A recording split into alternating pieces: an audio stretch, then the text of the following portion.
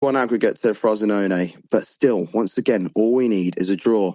The Frosinone players that were on the bench, they started throwing objects onto the pitch. The fans were throwing objects on the pitch, just doing any delay tactic to not make this game continue in the way that it should. And there's another corner, our goalkeeper went up as well, trying to salvage the game to bring it back to even Stevens, which would have once again got us promoted. And no, they broke and just shot into an empty net. It ruined my day. And not just that, off the end of it, we were thinking, maybe we could just have another go at Serie B, but we got done for financial irregularities and got relegated to the bottom tier of Italian football, Serie D. So, that's my nightmare. And I am still in a lot of pain about it. One day, Palermo will be back and the glory days will be there once again.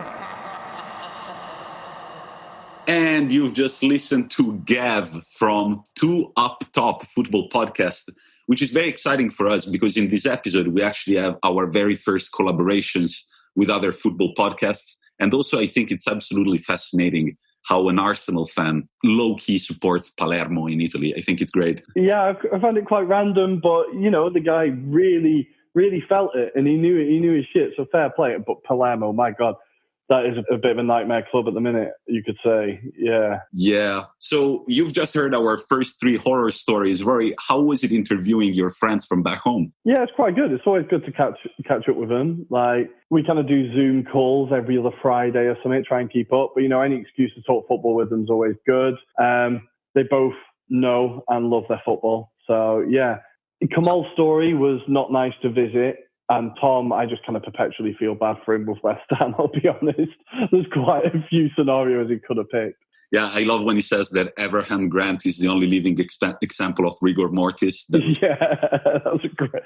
And honestly, the guy's face, I think I said it in the thing, he looks like a kind of Disney frog or something, like made into a man. It's weird, that guy's face. Anyway, so next up, we have 2 friends of yours. We're going stateside.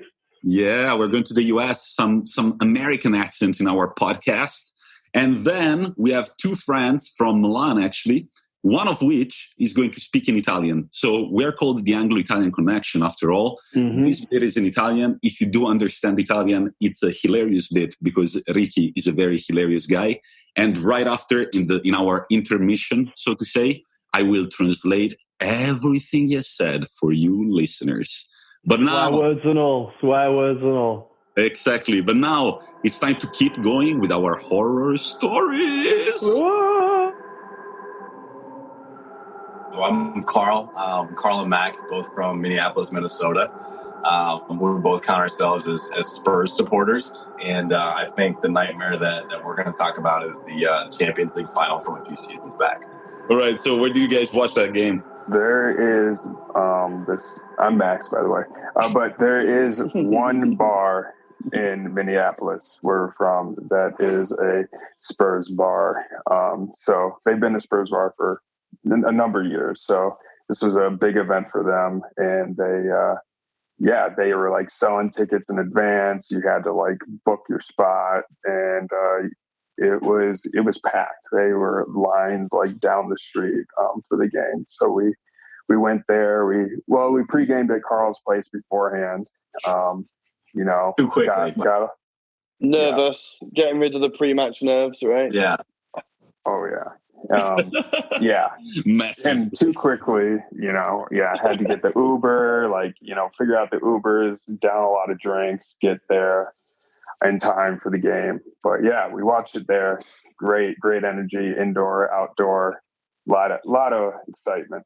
So what was your feeling right before the game? How did you feel about it? Were you confident? Were you nervous? To start off, we all follow a lot of the different teams and other leagues and sports here in Minneapolis and locally. And none of our teams have ever reached that sort of pinnacle or that sort of moment that is the Champions League final.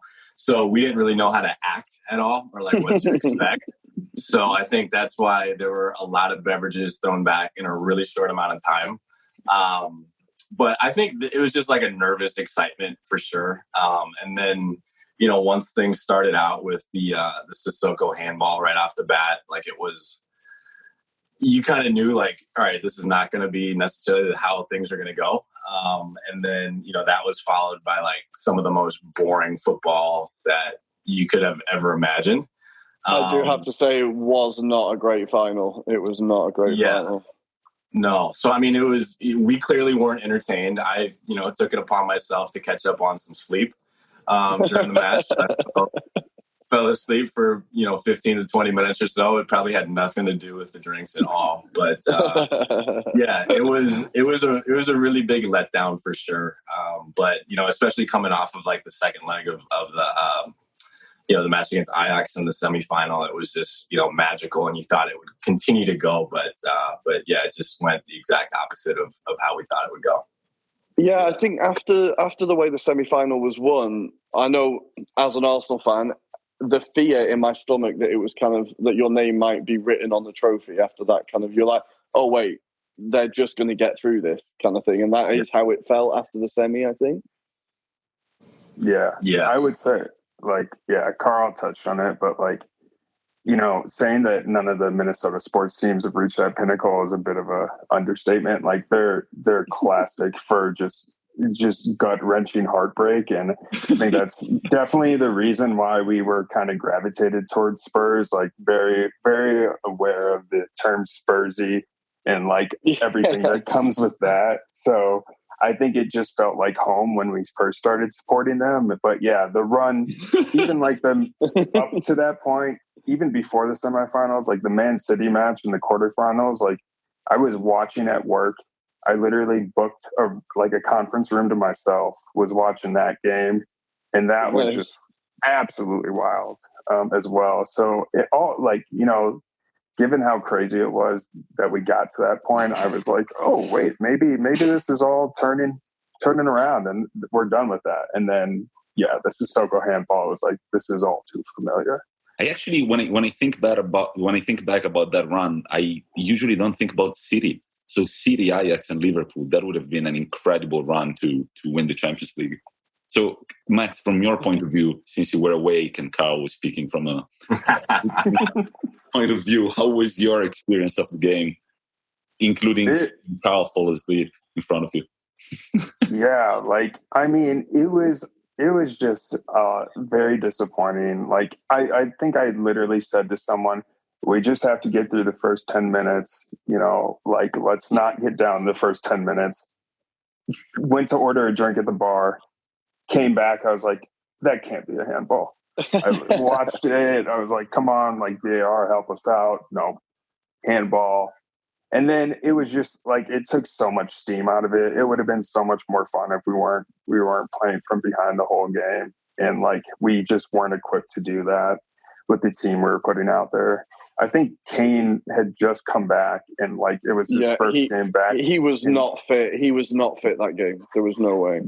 Yeah. So it was so much of a letdown. I feel like even if we had lost and the game had been just like decided in the last 15 minutes, I think it would have been such a better game and day.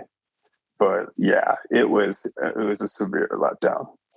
Yeah, I think it kind of felt like, I get it sometimes when you play against City or Liverpool, it's like death by 1,000 cuts. Like, it's coming, but it's just this slow, brutal death rather. And especially, like you said, when you concede so early and against Liverpool, they're not really going to let you back in. So it just felt kind of inevitable after that, I think. If we had asked you guys to tell us your worst, not footballing, but just sports moment in general, very quickly, which one would it be?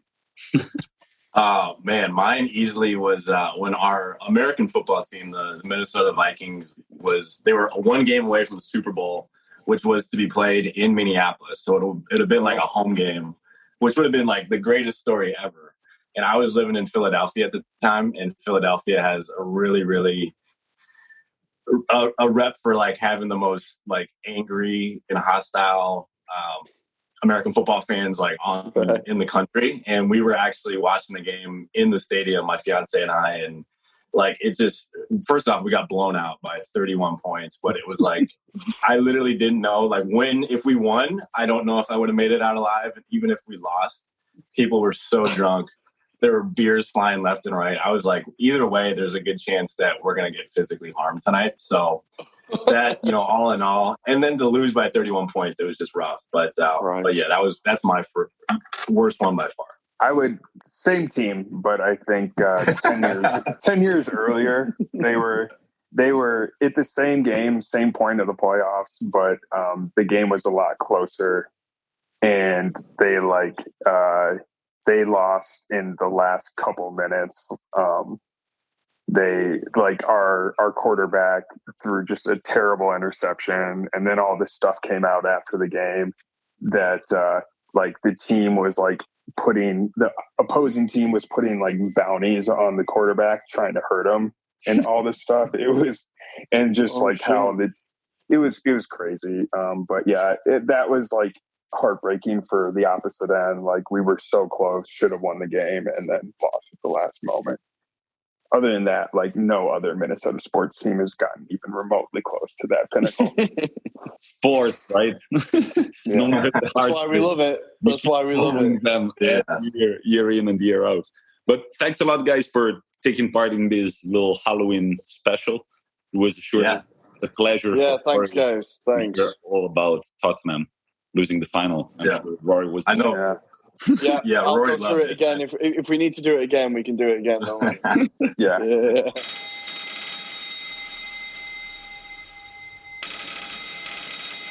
So, my name is Alessandro. And first of all, thanks, guys, for hosting me and talking about my nightmare. I come from Lugano, Switzerland, but originally I'm Italian and I lived in Saronno, right next to Milano. So I'm an Inter supporter. And I've been going to the stadium since I'm 7, and now I'm 30. So it's actually 22, 23 years that I have a seasonal ticket, and this is the first year I'm not going to the stadium. It's very sad. A lot of nightmares in 23 years, right? Too many, actually. And when you asked me about that, it was tough to me to think about the let's say, the best nightmare.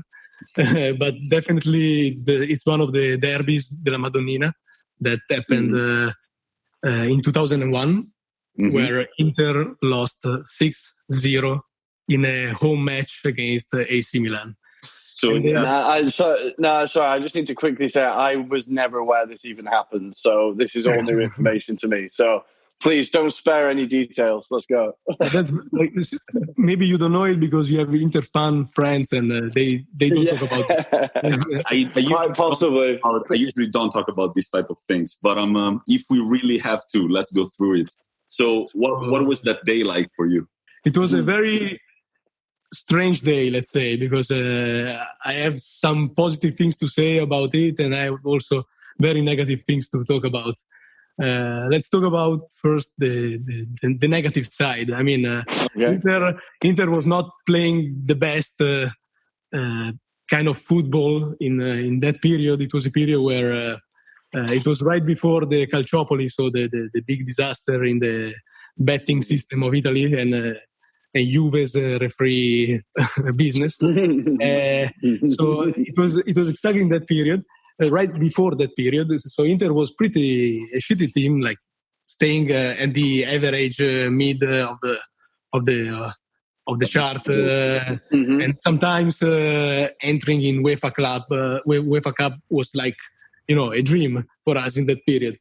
And that time Inter was playing against beautiful AC Milan, and probably nobody of the Interistas wants to remember the name of Comandini, but Comandini was a fucking average player that was not even playing decent, and that day decided to score 3 times with our fucking team, and seriously we got 3 fucking goals from Comandini.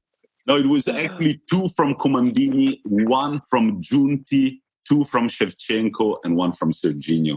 I'm checking. Hey, Giunti, who the fuck is Giunti? Yeah, well, I was just going to go, who? Who's Giunti? Giunti is probably Comandini number 2, don't worry. And now he's going to call us and curse us. So, just so we can get a picture of the Inter team, what type of players were in this Inter side on that day? Honestly, I should have a look because I don't really remember.